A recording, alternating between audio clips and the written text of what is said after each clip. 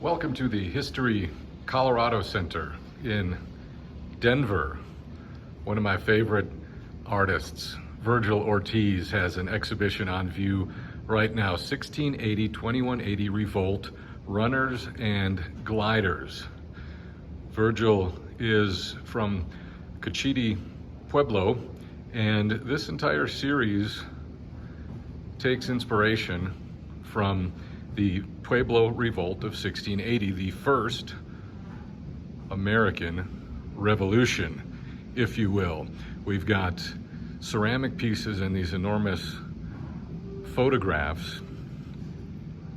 Ortiz, again, takes inspiration from the Pueblo Revolt of 1680, and here throughout the exhibition there are numerous wall texts which discuss what happened as the Pueblos united and threw off their Spanish rulers in 1680. 2180 comes in that Ortiz has created a parallel universe 500 years into the future from 1680, in which these figures, all of these characters he's created, and we see them in this exhibition, the futuristic characters, essentially travel back in time to the present day and back to 1680 to protect Pueblo material culture and traditions. These enormous head figures are ceramic, and Virgil has cast all of these characters are his own creation. And what's interesting about this exhibition is it also brings together with Virgil's contemporary work ancestral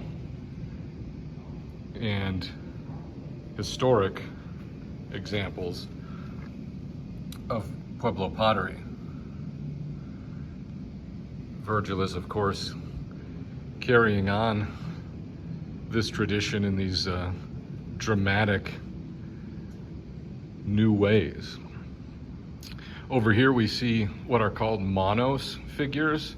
This is something that the Cochiti Puebloan artists, potters, created around the turn of the 20th century. These were a response to increased tourism to the Pueblos. These figures are tourist objects, for lack of a better word. They're trade goods. They'd be sold to tourists, but a lot of times they have a story behind them. They are meant to imitate and represent and oftentimes mock some of the white people who would come into the Pueblo. Virgil Ortiz carries on this manos tradition, which died out around the 1920s. But again, here we've got all these wonderful traditional Puebloan, and these are, I believe all these are Cochiti, yeah.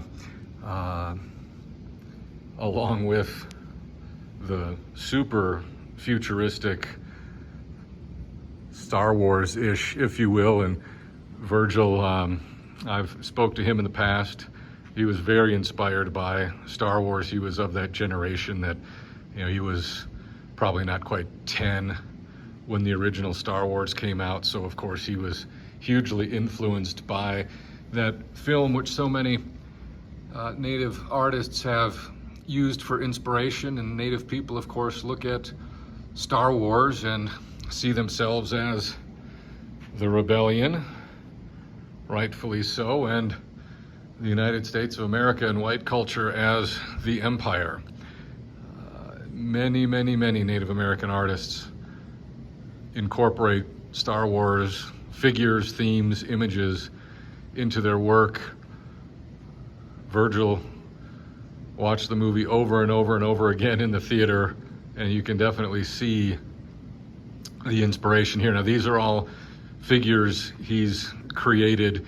This specific exhibition, Runners and Gliders, introduces two new characters, runners and gliders. In the original 1680 Pueblo revolt, the Spanish were tipped off to the date of the uprising.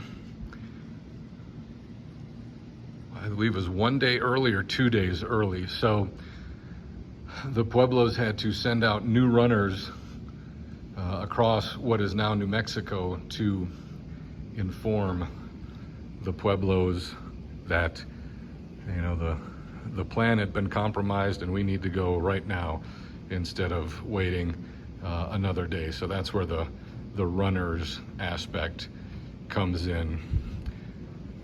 Fantastic exhibition here. Indigenous futurism also at play with a lot of